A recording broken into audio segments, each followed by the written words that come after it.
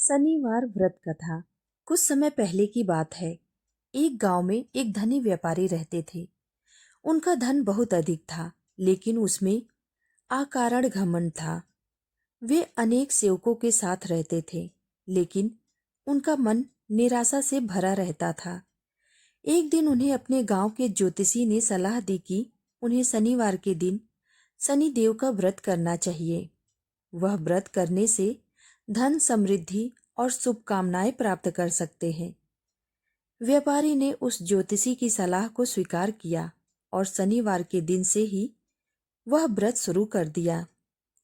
पहले कुछ समय तक व्यापारी व्रत का पालन थोड़ी समझौते के साथ करते रहे, लेकिन धीरे धीरे उन्हें इस व्रत के महत्व का अनुभव होने लगा।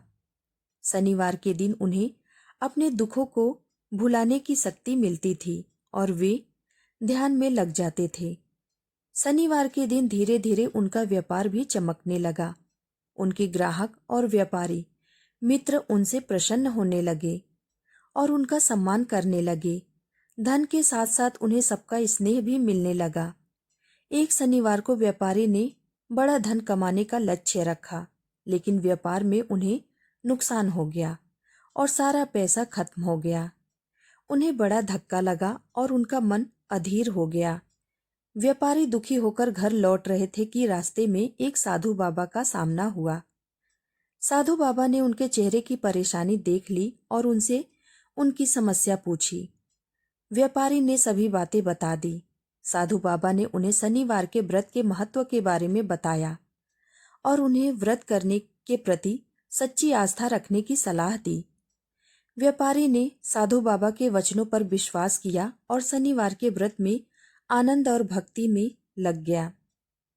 धीरे धीरे उसका व्यापार फिर से सफल होने लगा और वे धनवान हो गए। इसके बाद उन्होंने अपने सेवकों के साथ अच्छा व्यवहार किया और नेक कार्यों में समय बिताने लगे। इस कथा से समझ में आता है कि शनिवार के व्रत से व्यक्ति को न केवल शनिदेव की कृपा मिलती है, बल्कि उसे दृढ़ता, धैर्य और समर्पण की भावना भी प्राप्त होती है। शनि देव का व्रत करने से भक्त के जीवन में सुख, शांति और समृद्धि की प्राप्ति होती है। एक गरीब बालक था जो अनाथ था। एक दिन वो बालक एक संत के आश्रम में आया और बोला कि बाबा, आप सबका ध्यान रखते हैं, मेरा इस दुनिया में कोई नहीं है, तो क्या मैं यहाँ आपके आश्रम में रह सकता हूँ? बालक की बात सुनकर संत बोले, बेटा, तेरा नाम क्या है? उस बालक ने कहा, मेरा कोई नाम नहीं है। तब संत ने उस बालक का नाम रामदास रखा और बोले कि अब तुम यहीं आश्रम में रहना। रामदास वहीं रहने लगा और आश्रम के सारे काम भी करने लगा। उन संत की आयु 80 वर्ष की हो चुकी थी। एक दिन वे अपने शिष्यों से बोले कि मुझे तीर्थ यात्रा पर जाना है। तुम में से कौन कौन मेरे साथ चलेगा और कौन कौन आश्रम में रुकेगा? संत की बात सुनकर सारे शिष्य बोले कि हम आपके साथ चलेंगे, क्योंकि उनको पता था कि यहाँ आश्रम में रुकेंगे तो सारा काम करना पड़ेगा। इसीलिए सभी बोले कि हम तो आपके साथ तीर्थ यात्रा पर चलेंगे। अब संत सोच में पड़ गए कि किसे साथ ले जाएं और किसे नहीं, क्योंकि आश्रम पर किसी का रुकना भी जरूरी था। बालक रामदास संत के पास आया और बोला, बाबा, अगर आपको ठीक लगे तो मैं यहीं आश्रम पर रुक जाता हूँ। संत ने कहा, ठीक है, पर तुझे काम करना पड़ेगा। आश्रम की सफाई में भले ही कमी रह जाए, पर ठाकुर जी की सेवा में कोई कमी मत रखना। रामदास ने संत से कहा कि बाबा, मुझे तो ठाकुर जी की सेवा करनी नहीं आती, आप बता दीजिए कि ठाकुर जी की सेवा करनी कैसे है, फिर मैं कर दूंगा। संत रामदास को अपने साथ मंदिर ले गए। वहां उस मंदिर में राम दरबार की झांकी थी। श्री राम जी, सीता जी, लक्ष्मण जी और हनुमान जी थे। संत ने बालक रामदास को ठाकुर जी की सेवा कैसे करनी है सब सिखा दिए। रामदास गुरु जी से कहा कि बाबा, मेरा इनसे रिश्ता क्या होगा ये भी बता दो, क्योंकि अगर रिश्ता पता चल जाए तो सेवा करने में आनंद आएगा। उन संत ने बालक रामदास से कहा कि तू कहता था ना कि मेरा कोई नहीं है, तो आज से ये राम जी और सीता जी तेरे माता पिता हैं। रामदास ने साथ में खड़े लक्ष्मण जी को देखकर कहा, अच्छा बाबा, और ये जो पास में खड़े हैं वो कौन है? संत ने कहा, ये तेरे चाचा जी हैं। और हनुमान जी के लिए कहा कि ये तेरे बड़े भैया हैं। रामदास जी सब समझ गया और फिर उनकी सेवा करने लगा। संत शिष्यों के साथ यात्रा पर चले गए। आज सेवा का पहला दिन था। रामदास ने सुबह उठकर स्नान किया, आश्रम की सफाई की और भिक्षा मांगकर लाया और फिर भोजन तैयार किया। फिर भगवान को भोग लगाने के लिए मंदिर आया। रामदास ने श्री राम, सीता, लक्ष्मण और हनुमान जी के आगे एक एक थाली रख दी और बोला, अब पहले आप खाओ, फिर मैं भी खाऊंगा। रामदास जी को लगा कि सच में भगवान बैठकर खाएंगे, पर बहुत देर हो गई, रोटी तो वैसी की वैसी थी। तब बालक रामदास ने सोचा, नया नया रिश्ता बना है तो शर्मा रहे होंगे। रामदास ने पर्दा लगा दिया। बाद में खोलकर देखा, तब भी खाना वैसे के वैसा पड़ा था।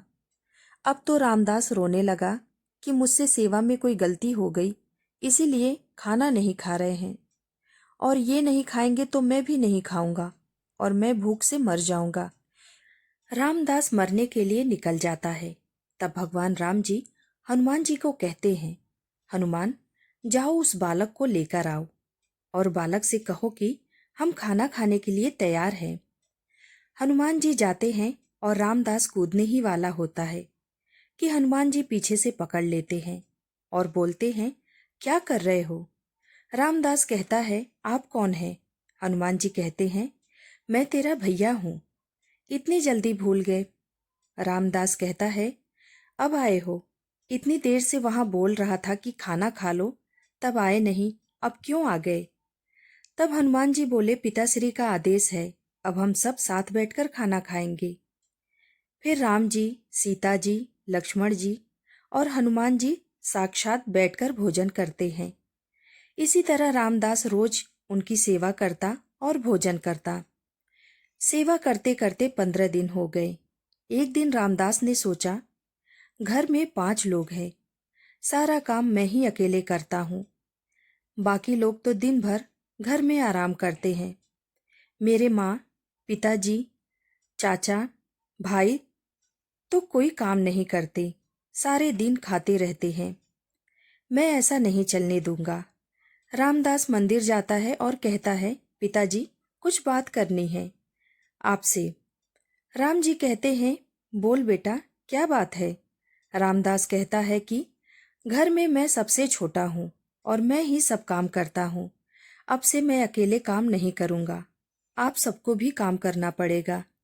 आप तो बस सारा दिन खाते रहते हैं और मैं काम करता रहता हूँ। अब से ऐसा नहीं होगा। भगवान राम कहते हैं, तो फिर बताओ बेटा, हमें क्या काम करना है? रामदास ने कहा, माताजी, अब से रसोई आपके हवाले, और चाचा जी, आप घर की सफाई करिएगा। भैया जी शरीर से मजबूत हैं, जाकर जंगल से लकड़ियां लाएंगे।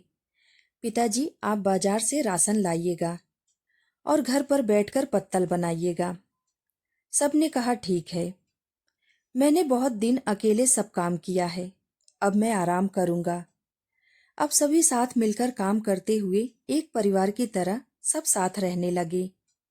एक दिन वो संत तीर्थ यात्रा से लौटे तो देखा, आश्रम तो शीशे जैसा चमक रहा है। वो बहुत प्रसन्न हुए, मंदिर में गए और देखा कि मंदिर से प्रतिमाएं गायब हैं। संत ने सोचा, कहीं रामदास ने प्रतिमा बेच तो नहीं दी। संत रामदास को बुलाया और पूछा, भगवान कहाँ गए?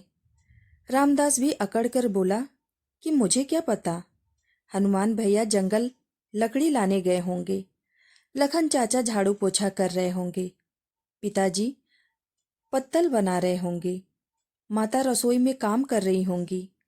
संत बोले, ये क्या बोल रहा है?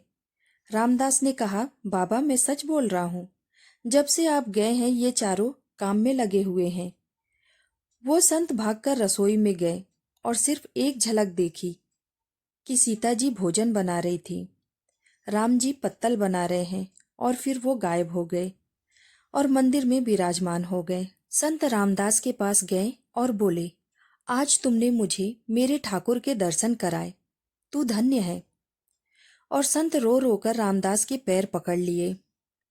रामदास जैसे भोले निश्चल भक्तों की भक्ति से विवश होकर भगवान को भी साधारण मनुष्य की तरह जीवन व्यतीत करने आना ही पड़ता है। जय श्री राम। उम्मीद करती हूँ आप सबको यह कहानी जरूर पसंद आई होगी। ऐसे ही नए नए कहानियों के साथ जुड़े रहने के लिए कृपया हमारे चैनल को लाइक और सब्सक्राइब जरूर कीजिएगा।